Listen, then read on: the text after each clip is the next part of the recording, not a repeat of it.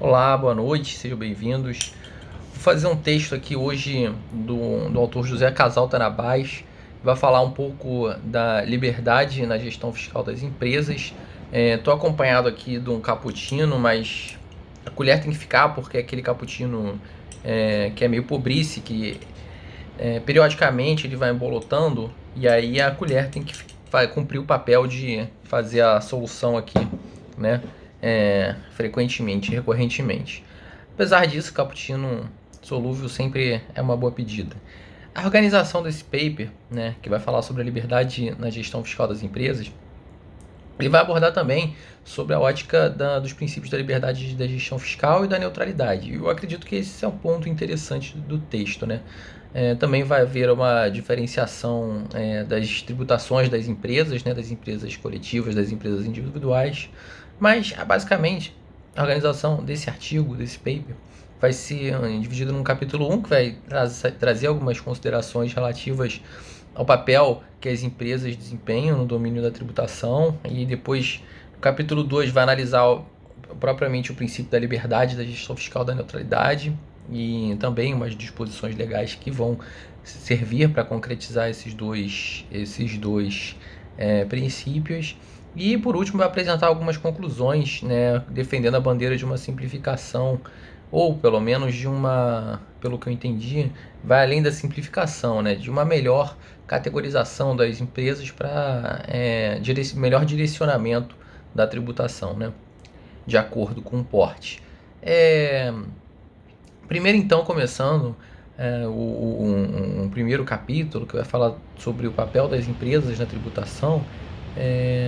Três são os papéis, né, que a empresa basicamente ela possui no cenário atual, que elas podem ser vistas como entidades especiais, né, como contribuintes sui generis em relação aos verdadeiros contribuintes, que são os cidadãos, né. A gente vai falar um pouco também das empresas desempenhando um importante e diversificado papel na questão dos impostos, né? E também vamos tecer algumas considerações sobre o que é uma empresa em sentido amplo, né? Como é o que a gente vai considerar para considerar a empresa, né, na abordagem do texto, né? E aí começamos com o caráter sui generis da empresa, né? O que diferencia as empresas dos contribuintes, né?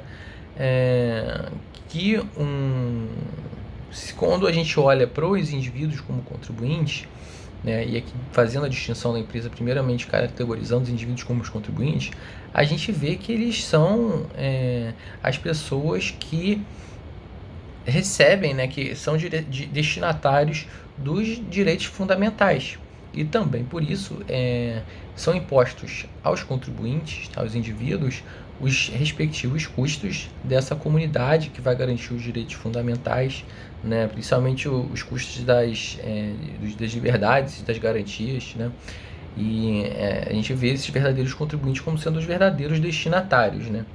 No Estado democrático, que o Casal Tanabás coloca, a gente encontra basicamente três custos, lato sensu, que são os ligados à existência, à sobrevivência do Estado, né? E aí vão aqueles custos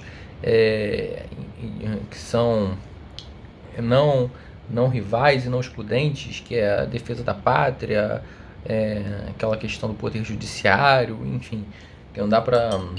Tá vendo? Já vai embolotando. Que não dá para dividir, vou adquirir parte de um poder judiciário, vou adquirir parcela de um exército.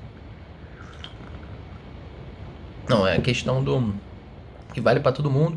Um outro custo do Estado democrático de direito são os ligados ao próprio funcionamento desse Estado, são os custos relacionados, por exemplo, ao voto, né? E aqui também temos os custos estrito sensu, são realmente os custos financeiros concretizados no dever de pagar impostos. E aqui entra a prestação dos serviços públicos, enfim.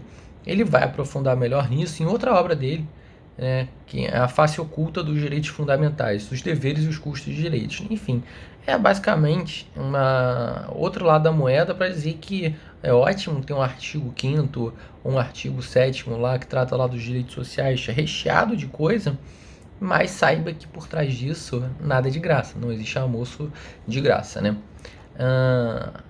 Passando agora, olhando assim pro lado dos indivíduos como os contribuintes, a gente percebeu que eles são realmente os destinatários, né, dos direitos fundamentais.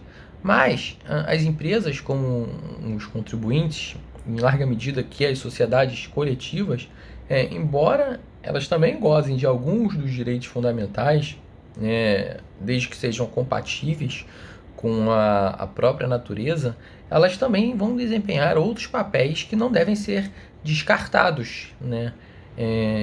Também na hora de suportar os custos financeiros do Estado. E aqui vem uma argumentação, eu acho que até um pouco fica até um pouco fraca do Arthur. É pecado falar isso, mas ele fala que a Constituição não exige que haja uma tributação sobre o rendimento das empresas, porque um item do artigo 104 da Constituição vai prescrever que a tributação das empresas incide fundamentamente sobre o rendimento real. E aí a questão é que, se venha a ser instituído um imposto de renda sobre IRPJ, que seria um RPJ, ele deveria incidir sobre o rendimento real. Em outras palavras, isso quer dizer, é a opção do legislador instituir ou não um imposto, mas se instituir o imposto efetivamente, ele vai ter que incidir sobre o rendimento real. Isso, para mim, assim, o legislador tem faculdade de tudo, então, né? Ele pode instituir ou não todos os impostos, né? Mas, continuando, é necessário também analisar, ainda que as empresas sejam também titulares de alguns direitos, né, vamos ver um pouco dessa questão da relação da empresa com o Estado, porque não se assemelha ao vínculo do contribuinte individual, né, da pessoa cidadã, né, não tem essa questão da cidadania da empresa, né, porque quando a gente fala de empresa, a gente está olhando para agentes econômicos, que são entidades que vão movimentar, fazer a roda realmente da economia girar, né? Vão contribuir para o mercado e não tem intenção de ser titular. Tá vendo que dá até aquela coisinha, né, para tirar o... Não são titulares de direitos políticos.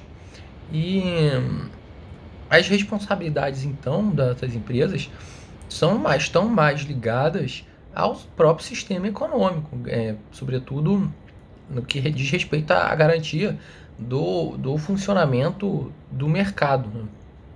E aí ele vai apresentar um conceito de empresa, né, amplo de empresa, que vai abarcar tanto as empresas consideradas no direito comercial como tal, mas também vai abarcar as atividades dos profissionais independentes, né?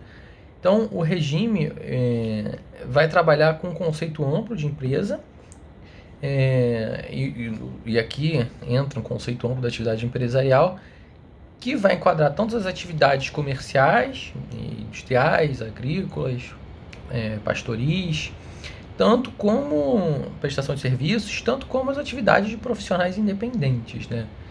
E qual que é o papel, então, das empresas em matéria de impostos? No papel aqui eu vou dizer respeito que elas não qual é a função, assim, mas onde é que elas podem se situar, né? Elas podem se situar como contribuintes, né? E aqui entra contribuintes aqui, sobretudo tributação sobre a renda, mas aqui entra sobre consumo, patrimônio, né? Elas vão entrar também como sujeitos passivos, e aqui leia-se responsáveis tributários, né, à luz do direito brasileiro. E aqui elas também podem entrar como empresas como administradoras ou gestoras de impostos, e isso aqui vai ter a ver com a nova administração de impostos, né? Então, analisando cada um, a gente vê as empresas como contribuintes quando elas realmente demonstram que entraram ali no suporte, manifestaram a capacidade contributiva, e aqui reportou o fato gerador, né? E Aqui no caso do rendimento vai ser o IRS, no caso das empresas singulares individuais, e o IRC no caso das sociedades coletivas, aqui em relação ao imposto sobre a renda. IRS é o imposto sobre a renda de sociedades de empresas singulares, né? E o IRC é sobre empresas coletivas, né? Enfim, se manifestou renda vai estar sujeito à incidência do imposto referido, né? Mas, como eu disse, não só o imposto de renda é o que incide, né? Nada impede que se dê imposto sobre patrimônio e consumo sobre essas empresas. Outra face, um outro papel, né, que a empresa pode desempenhar é justamente a empresa como um sujeito passivo. E aqui, mais uma vez, lê-se responsável. Porque ela vai ter que recolher não as manifestações correspondentes à sua capacidade contributiva, mas a capacidade contributiva de outrem, né? E basicamente ocorrem dois tipos de situações. Os impostos sobre o consumo, e aqui coloca uma ênfase sobre os IVAs, né? Na realidade as empresas são responsáveis dos impostos que quem é o contribuinte de direito, quem é o contribuinte de fato, na realidade, são os consumidores finais, né? Então, ela, por lei, é atribuída à empresa, e por óbvio, né, não tem como você atribuir ao contribuinte final, né, o consumidor final, a responsabilidade para pagar o IVA, né, porque seria com a infinidade de transações diárias seria uma coisa inconcebível. Em outra perspectiva, a empresa pode figurar como responsável quando ela tem obrigação de retenção na fonte, né? Bom, então foram os aspectos relacionados à responsabilidade e aqui sujeição passiva. Mas também existe um outro papel relacionado às empresas como administradoras de impostos, e esse fenômeno vai se relacionar intimamente com a mudança da função da administração tributária, que cada vez mais se afasta daquela concepção tradicional em que a fazenda pública, no caso o Poder Executivo, tinha a obrigação de lançar, de liquidar, de cobrar os impostos, né? Mas ele destaca que, independentemente se vai saber se é uma privatização dessa atividade fazendária, né? Isso mostra que existe uma passagem desse Estado que tenta realizar todas as atividades para um Estado vigilante, e aqui ele coloca numa nova fase de Estado supervisor, né? E que demonstra que cada vez mais a administração pública exerce uma função passiva na hora de realmente aplicar a legislação. Ela, interessante para ela que fique em berço esplêndido, apenas apenas legislando e esperando que o tributo caia na sua conta corrente, né? Mas ela vai ter que ficar vigilante, ela fica supervisionando a gestão dessas empresas privadas, não é? O papel da administração ou de gestão de impostos passa a ser de responsabilidade das empresas, né?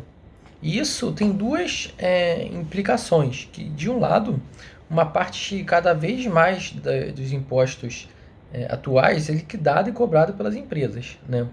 E do outro lado, mesmo quando essa liquidação permanece nas mãos da administração tributária, e aqui ele vai dar o exemplo como acontece no imposto sobre renda de empresas singulares, a administração vai se limitar na quase totalidade dos casos, de apurar realmente o imposto pago com os dados fornecidos pelo contribuinte na declaração anual de rendimentos, né?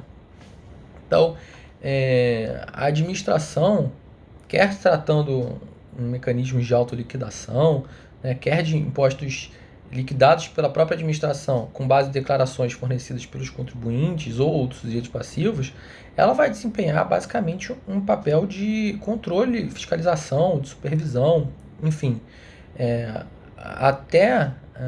Isso ele vai destacar que até os anos 80, né, a administração era uma administração pública dos impostos.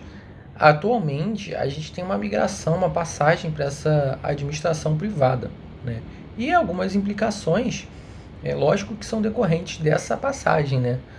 Porque, primeiro, a administração teve, em relação à administração, ela teve que cada vez mais colocado nos seus ombros a responsabilidade da luta contra a fraude e evasão, porque você está transferindo serviço de arrecadar, enfim, de fiscalizar para um privado, isso, né, a probabilidade de alguma merda acontecer realmente aumenta.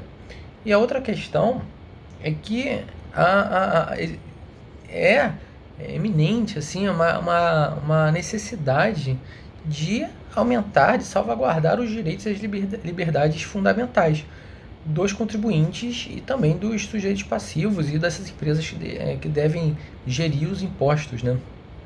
Porque está cada vez mais impondo obrigações fiscais, né, deveres fiscais cada vez mais onerosos, né, para a iniciativa privada, né? E isso pode ser muito perigoso, né? À medida que começa a onerar os custos da administração privada, e isso vai ir de encontro ao princípio da neutralidade, né? Porque você vai estar influenciando negativamente, né, com algum ônus, impondo um ônus abusivo ao setor privado, né? Mas fato que essas obrigações acessórias são inevitáveis, né? Mas devem guardar proporcionalidade e não devem ser abusivas, né? Então, basicamente isso do capítulo 1, que vai falar sobre esse papel, né, da empresa em relação à tributação. E aí, passando ao capítulo 2, que aí vai ser mais, realmente eu acho que é o foco daqui, a análise do princípio da liberdade da gestão fiscal e também da neutralidade, né? A gente vai partir do ponto que de alguns princípios do próprio Estado fiscal e também das liberdades econômicas fundamentais, que são constitucionalmente asseguradas, no que diz respeito às liberdades econômicas e livre iniciativa, né, das empresas, né? E aí a tributação, nesse esteio, nessa toada, vai ser regida pelo princípio da liberdade da gestão fiscal. A liberdade que vai desencadear para os titulares passivos, né, e para o Estado a exigência de que se respeite um princípio da neutralidade, que vai ser objeto de estudo apartado, né? E agora, entrando primeiro no tópico da liberdade da gestão fiscal, ele vai fazer uma conceituação aqui, lato sensu, que é um princípio que vai exigir que se permita, com uma maior amplitude possível, uma decisão livre por parte dos indivíduos. E aqui no caso dos indivíduos seria das sociedades em si, em todos os domínios, né, da sua vida econômica. E aí, lógico que isso não é absoluto, vão ser admitidas as limitações dessa liberdade quando o seu exercício resultar algum dano para a coletividade ou quando algum abuso, né, for cometido pelo particular, né? Ou ainda quando o Estado tente instituir medidas para prevenir, né, para estabelecer medidas preventivas de abusos dessa liberdade individual. Até porque, veja, essas medidas preventivas, elas são necessárias, sobretudo para garantir uma concorrência leal, uma concorrência justa, porque se por um lado alguma empresa de grande porte que tenha condições estiver planejando de uma forma abusiva e que nada aconteça para ela, ora, ela vai comer as pequenas e médias empresas, né? Ela vai definitivamente se beneficiar dessa omissão do poder público. Então, a própria fiscalização se põe como uma medida necessária para garantir essa concorrência justa. Bom, uma das consequências, então, dessa liberdade da gestão fiscal, agora não olhando para as limitações, mas olhando em si para o que ela representa, seria o reconhecimento de uma livre conformação fiscal por parte dos indivíduos e das empresas. E aí os agentes poderiam planejar a sua vida econômica sem considerar as necessidades de uma comunidade estatal, né, de uma comunidade local, né, de modo a pensar no próprio dela, né? Farinha pouca, meu pirão primeiro. Vou pensar no meu planejamento fiscal, foda-se os outros, foda-se se o indivíduo não vai ter escola ou não. O que vai interessar para mim o que eu tenho que preocupar é o meu planejamento, né? Independente se isso vai trazer algum benefício para a coletividade. Mas aí o autor vai argumentar que então todos os indivíduos e as empresas vão poder verter a sua ação econômica em atos jurídicos e atos também não jurídicos, de acordo com a sua autonomia privada. Eu não entendi o que ele quer dizer com atos não jurídicos. Primeira leitura eu falei, não pode estar falando isso, que atos não jurídicos seriam atos morais e tal. Eu pensei assim, mas eu vou deixar dar o benefício da dúvida para o autor, porque pode ser atos extrajurídicos, né? Alguma coisa que seja por livre convenção das partes, né? Alguma coisa desse tipo, né? Eu vou tentar interpretar assim, não vou querer interpretar que seja um ato contrário do ato jurídico, seja um ato antijurídico, né? Ou, enfim, que viole o ordenamento jurídico. Mas ele continua, ele argumenta que o planejamento vai poder se orientar por critérios de elisão ou evitação de impostos, que é o tax avoidance, desde que não se violem as leis fiscais. Aí eu acho que ele dá pelo menos uma arrefecida aqui nos nervos, né? Porque ele vai ser contra esses atos, né, que vão provocar a violação de leis ou algum abuso da liberdade da configuração jurídica dos fatos tributários, fazendo uma fuga, né, através de algumas manobras ou disfarces jurídicos, né, o próprio abuso do direito, na qual se distorce a realidade econômica. Aí realmente seria evasão. Aqui não vai dar tempo, mas existe uma diferença entre evasão ou ilusão, né, e simulação, e evasão, elisão e ilusão, no caso, né. Elisão, basicamente elisão é legal, é permitida. Ilusão seria realmente um abuso, né, do direito, mas apesar da forma ser permitida da lei, existe fins torpes por trás da utilização da lei. E a evasão é o objetivo de evitar impostos realmente com o objetivo mesmo, sem tentar se mascarar pela lei. Eu não vou pagar, sou sonegador, né? Enfim, a elisão é basicamente um bom planejamento. Elisão é assim, vou ser tributado pelo lucro real ou pelo lucro presumido.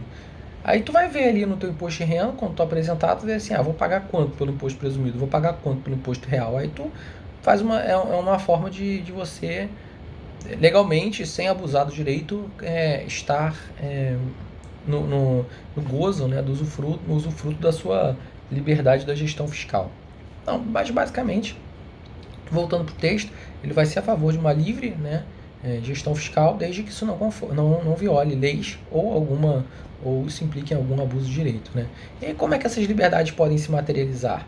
Elas estão esculpidas lá no artigo da Constituição de Portugal, né? E aí vai por inúmeras formas de materialização, por exemplo, na forma da escolha da empresa, na escolha do financiamento, no lugar onde você vai querer estabelecer a sua empresa filial, sucursal, né?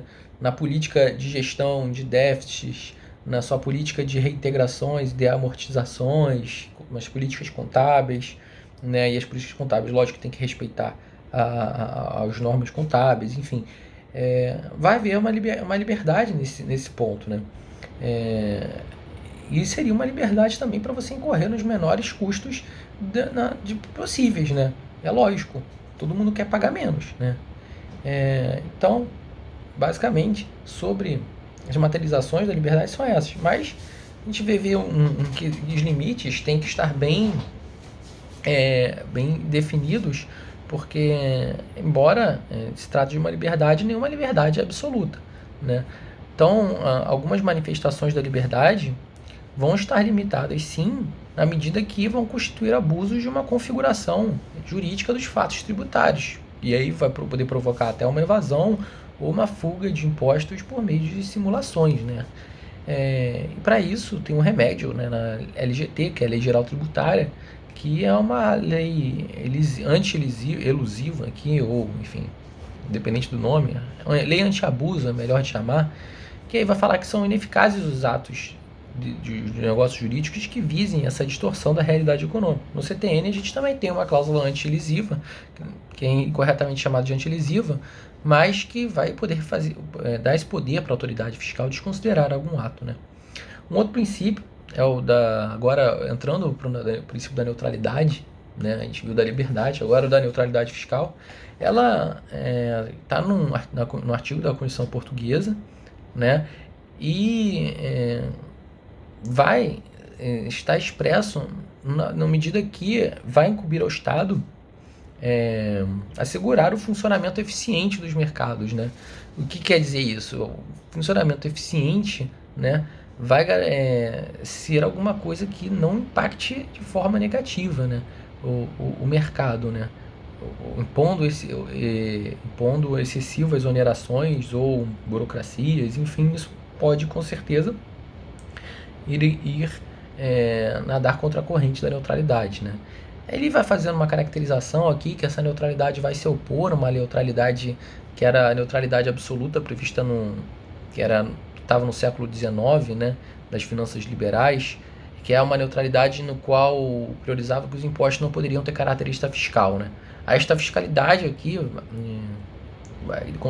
contextualizando, constitui um fenômeno que é inevitável hoje em dia, né?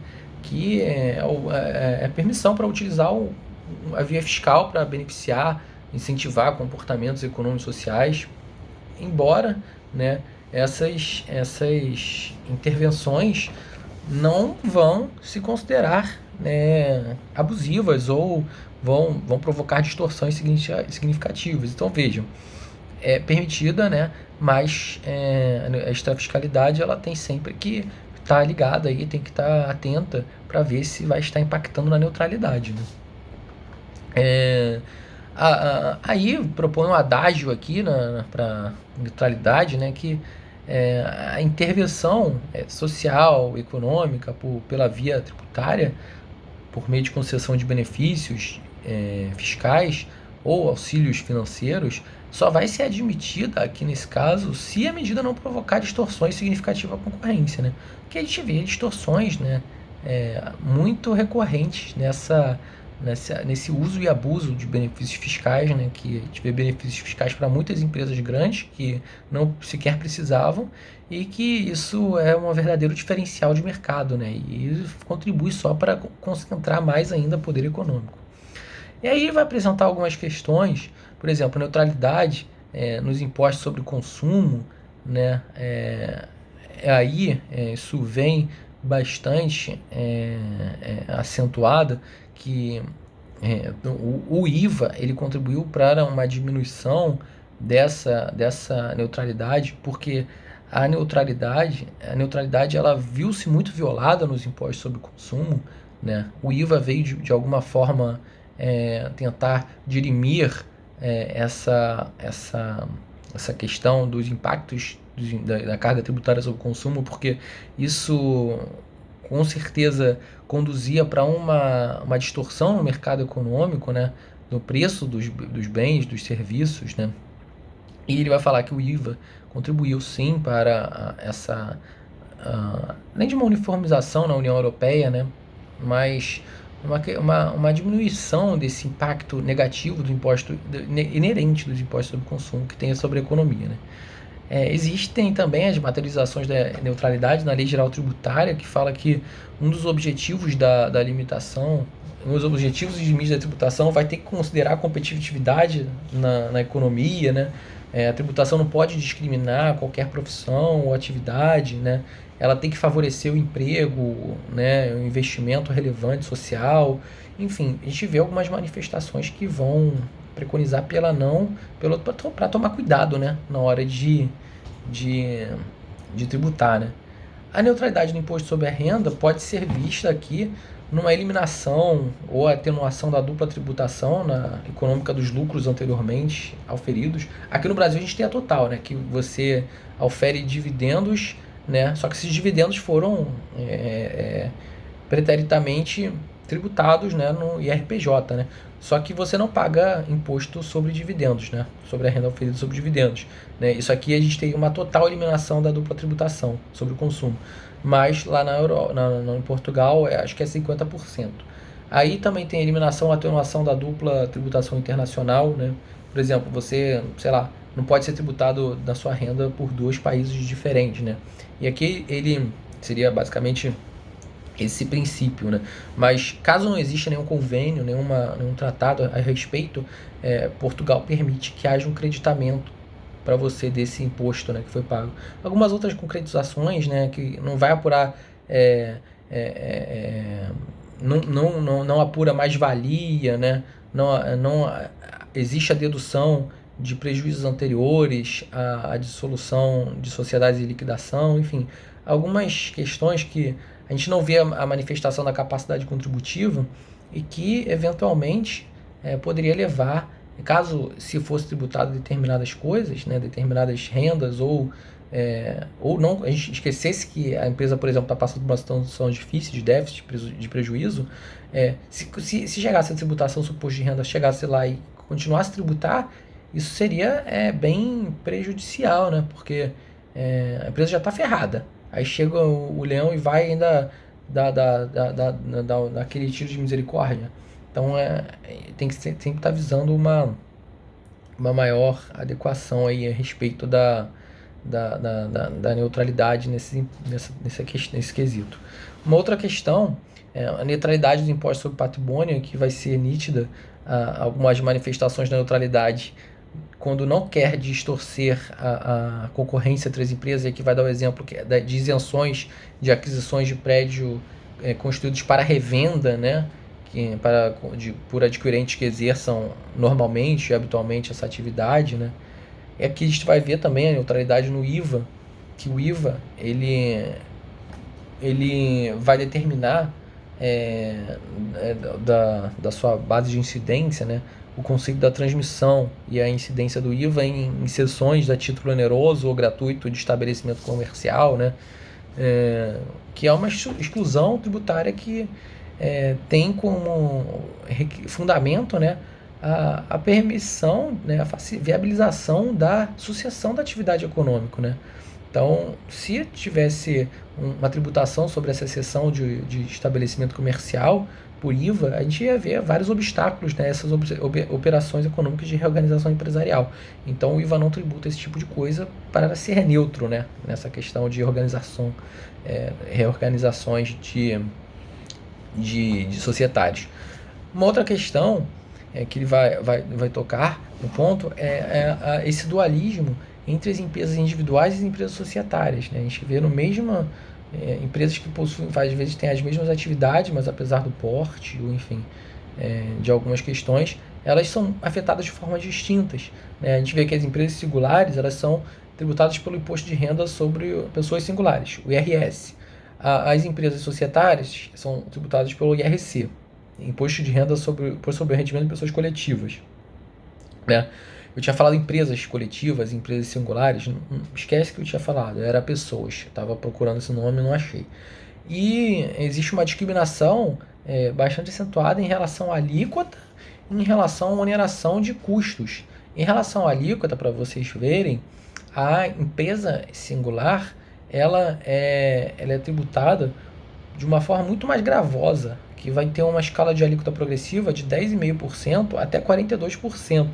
Né? Por outro lado, as empresas societárias, elas vão estar sujeitas a uma alíquota proporcional de 25% ou de até 20% quando se tratar de empresas que têm optado pelo regime simplificado.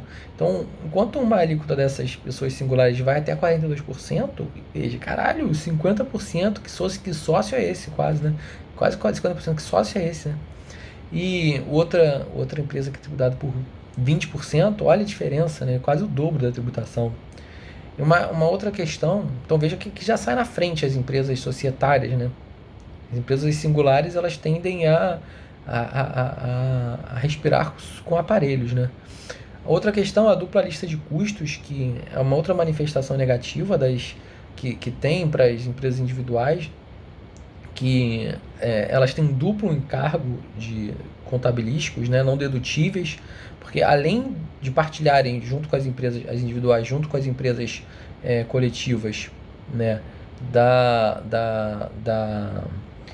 dos custos e encargos não dedutíveis, geralmente impostos pelas empresas societárias, né, elas não vão conseguir deduzir alguns outros custos, como, por exemplo, despesas com viagens, deslocamentos, despesas com veículos, né, despesas com imóvel, a própria habitação empresarial, profissional, a remuneração também dos titulares da categoria contador, dos contadores, enfim, de quem presta esse serviço de contabilístico, enfim, elas vão se ferrar também, porque elas não vão ter dedutíveis esses custos, além dos custos normais, que as empresas coletivas também não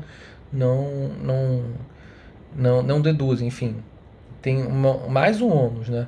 Então veja que, além da alíquota ser maior, existe essa questão de uma maior tributação.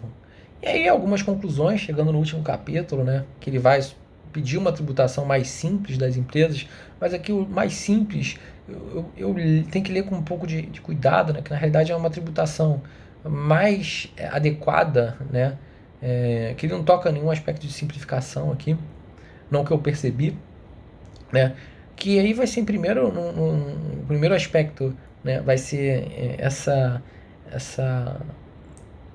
distância entre as empresas coletivas e as pessoas individuais, né, ver essas discrepâncias em alíquota, em obrigações e custos, né? E existe uma outra questão, ele vai falar que essa questão deveria ser melhor analisada, né?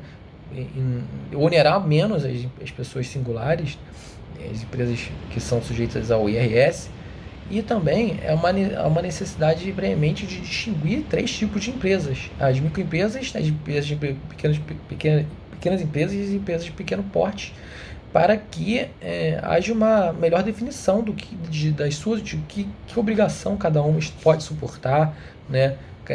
O que obrigações de alíquota, que obrigações acessórias cada um tem condições de suportar. Porque, por exemplo, para as microempresas, ele vai sugerir que elas devam ser dispensadas de qualquer burocracias fiscais ou empresariais, assentando uma tributação no rendimento normal a ser definido com as próprias empresas através de respectivas associações. Esse rendimento normal aqui eu leio como uma apuração que seja definida, talvez uma alíquota, um valor fixo, assim, alguma coisa que não precise ser alguma alíquota sobre alguma base de cálculo variável, enfim, alguma coisa mais simples, né? E aí isso também permitiria que elas dispensassem a exigência de grandes escritórios de contabilidade organizada, né? Porque eles vão ter o imposto mais simples possível. Aqui realmente conversa com a ideia de simplificação, né? Mas seria alguma maneira que os impostos fossem apurados de maneira automática, quase. Para as pequenas e as médias empresas, ele sugere uma tributação com indicadores objetivos do tipo das empresas, né? Tendo em conta já o que tem na legislação atual. E para as grandes empresas, aí sim, ele sugere que elas sejam tributadas pelo rendimento real, né, com lucro real, e tenham uma contabilidade organizada, né, contribuindo para a sua gestão, né. Conclusão base aqui é que há uma necessidade de cuidar, né, dessas pequenas empresas, né, porque ela tem que ter um olhar de que elas têm um importantíssimo papel na criação e manutenção de emprego e eles contribuem também para momentos de recessão econômica, né? Então, incentivar essas empresas, né? E não castigá-las, né? E como fazer isso? Dando uma tributação mais adequada de acordo com cada porte, né? Cada tipo de empresa. E atenuando, sobretudo, também as pessoas singulares das pessoas coletivas, né? Então, termino esse vídeo.